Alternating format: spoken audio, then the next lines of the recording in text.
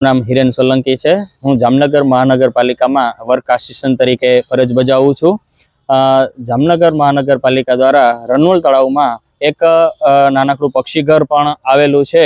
હવે આ પક્ષીઘરમાં દર વર્ષે શિયાળામાં એ પક્ષીઓને ઠંડીથી બચવા માટે અમે સ્પેશિયલ એના માટેના નાના નાના માટલાઓ મૂકીએ છીએ। સાંજના 6 વાગે છે એ પક્ષીઘર અમે બંધ કરી અને કેજને અમે ઢાંકી દેતા હોઈએ છીએ।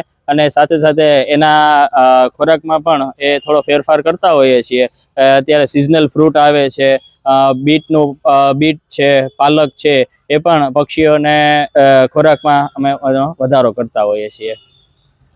માટે છે એ માટલામાં જ છે એ ઈંડા મૂકતા હોય છે, તેના માટે એ પૂરતા એ દરેક કેજમાં છે એના નાના અમે માટલા અને લાકડાની પેટી પણ મૂકવામાં આવે છે।